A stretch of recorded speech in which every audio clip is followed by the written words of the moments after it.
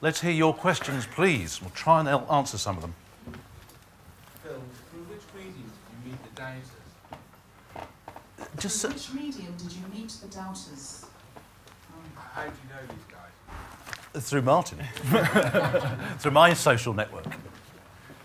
And Martin met them, what, in a public house? Or on a 1835 holiday? Or, Martin, how did you meet these skeptics, these witches, if you will? Well, they're kind of gurus in traditional industries. So Tim is kind of the residential property guru. Joseph is an affordable housing guru. And Brian is a traded life guru. So I've been learning from them, and now I'm trying to encourage them to kind of learn something from social media. Brian found a guru and said, "Have you heard of Twitter?" Yeah. And will soon the Dalai Lama be on Twitter? Yeah. Well, can anyone ask him? We've got a reception down here. No, we don't. Oh. He'll be listening. We're all screwed in this brave new world, aren't we, really? Yes. I can understand the real benefit of business-to-business learning, comparing notes, getting better practice up and running. I'm a little bit scared, and maybe because I'm in that age group, that's the older one. What do we do as financial advisors in terms of best practice and actually becoming quite liable for information that we're putting out there? Because we actually have to take, if in the business, we have to take very full account of somebody's personal circumstances before we even start to give advice. Now, I'm concerned that we blog and we Twitter and we do this, and somebody turns around and says, "You told me to do that." Okay, I mean, that's the most common question I've asked, first of all. The first thing I would suggest that you do... Yeah. It's a common question. Good question. The first thing I would do is to start using social media, as we've been saying, as a knowledge tool. To first of all, just to watch and listen to what people are talking about out there. Within our own industry, and a blatant plug for my own site, we've got IFAs who use our site to share best practice amongst themselves. So social networking doesn't have to be necessarily a marketing and promotional tool. It can be a learning and sharing tool first and foremost.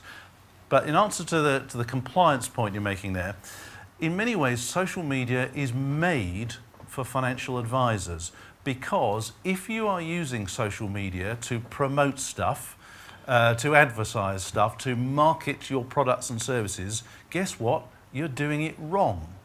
And this is one of the communication skills that we have to learn.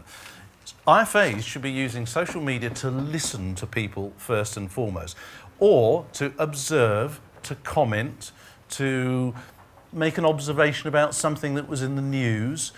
No selling. I mean, IFAs don't sell. But if you stray remotely into that particular area, then you're inevitably... if you use Twitter, and you went onto Twitter right now and said, "Hey, we've discovered some fantastic new investment bond where we're all guaranteed 25% growth a week," we're going to get in trouble, I think. But if we use it like many IFAs I now know who use it, simply to make a comment, to observe on something, just to point a link out or to highlight an event or some just general stuff like that, you will find it extremely rare that you'll have a difficulty with compliance. I'll just give you one simple example. Sorry to hog this one. Some of my IFA clients, one of the things we've got them doing is on a Monday morning just to do a short, sharp, simple summary of what was in the personal finance pages of the weekend papers. Because the personal finance pages are full of great journalism these days and great analysis on personal finance stuff. But every article you ever read encourages people to go and look at this website, go and look at this website, go and have a look at this link. So journalists are encouraging IFA's clients not to go and see their IFA, but to go and look at somebody else's website.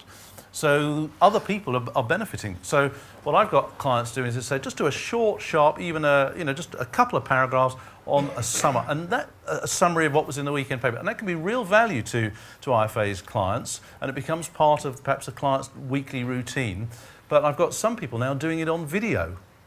Just stand in front of a video for 2 minutes to say, "This is my observations on the weekend press. I like the sound of that article. That was a very interesting point, blah, blah, blah." And then they upload it to YouTube. And guess what? An IFA's YouTube page will get, I guarantee you, more hits than your own website. So long and short of it, if you're using it to promote stuff, you're doing it wrong and you'll never benefit. But I would always bring compliance people right in from the very, very start. Say, look, this is what we're thinking of doing. We've got an idea. So-and-so IFA or so-and-so financial planners using it. We'd like to do it as well. Compliance people don't like surprises, do they? So get them in right from the start. Excellent. No surprises. Become a YouTube star in a nutshell. So we have time for one more question. Lovely. What's your name? Brian. Now, could you stand up, Brian? Because my cameraman has asked, because he wants to get a shot of the both of us. There we are. Lovely. Good. Okay. So this is a little bit more like location. Are you comfortable, Brian? Great. Well, take the mic. Great. Okay. Brian's got a question. Okay. It was to do with the point you made earlier about big companies not allowing their staff to use social media at work. Is that because of the compliance issue, or do you think they're just time wasting, or they just don't see any value for their staff being involved in that? What is it that's stopping big business from allowing their staff to use this, even in their own time at work? They just won't allow it. Well, from my point of view, it seemed to be a time-wasting thing. This all happened, what, a couple of years ago?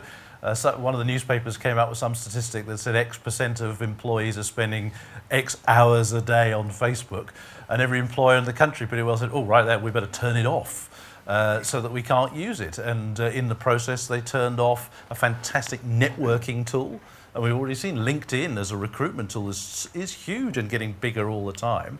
Just to find people is superb. So they just switched it off. So they switched off a networking tool, they switched off a recruitment tool, they switched off a marketing tool, they switched off a knowledge sharing tool, they just switched it off, and that's why they happened. But what's the answer? Just bring in rules. It's as simple as that. Have a Facebook policy. It's interesting that a number of people, certainly within the marketing areas, are saying, okay, well, you're allowed to use it, or you're allowed to use it, and this sort of thing. So it's simply a matter, but that will change. It's just something we're going through right now.